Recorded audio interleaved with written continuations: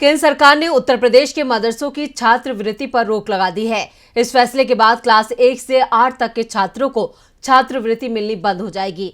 केंद्र सरकार ने इसको लेकर निर्देश भी जारी कर दिए हैं। हालांकि 9वीं और 10वीं के छात्रों को पहले की तरह ही छात्रवृत्ति मिलती रहेगी। शिक्षा के अधिकार के तहत मदरसों में कक्षा 1 से 8 तक की पढ़ाई मुफ्त होती है। लेकिन मोदी सरकार के इस फैसले को अल्पसंख्यक समुदाय के साथ सरकार की बेरुखी की तरह देखा जा रहा है।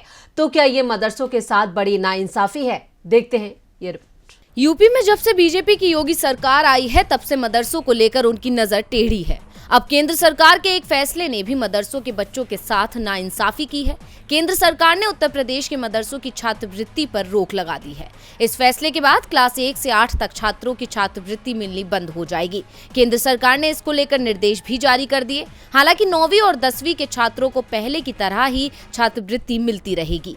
शिक्षा के अधिकार के तहत मदरसों में कक्षा 1 से 8 तक की पढ़ाई मुफ्त है। इसके अलावा छात्रों को दूसरी जरूरी सुविधाएं भी दी जाती हैं। मदरसों में मिड डे मील और किताबें फ्री मिलती हैं। इसलिए सरकार ने छात्रवृत्ति बंद करने का फैसला किया है। अभी तक मदरसों में 1 से 5 तक के बच्चों को 1000 रुपए छात्रवृत्ति मिल रही थी।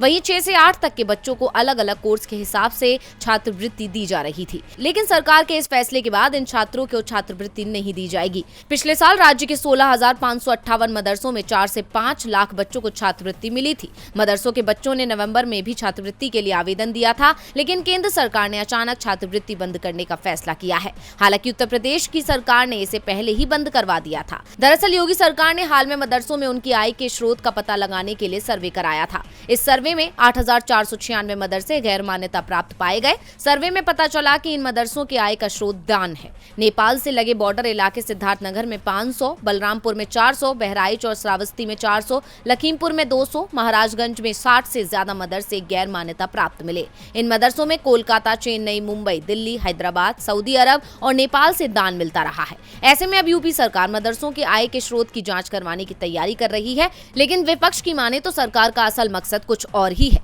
वो अल्पसंख्यक समुदाय को कमजोर करने की नीयत से ये सब कर रही है। केंद्र के इस फैसले के बाद एक बार फिर मोदी सरकार सवालों में है। डीवी लाइव की रिपोर्ट।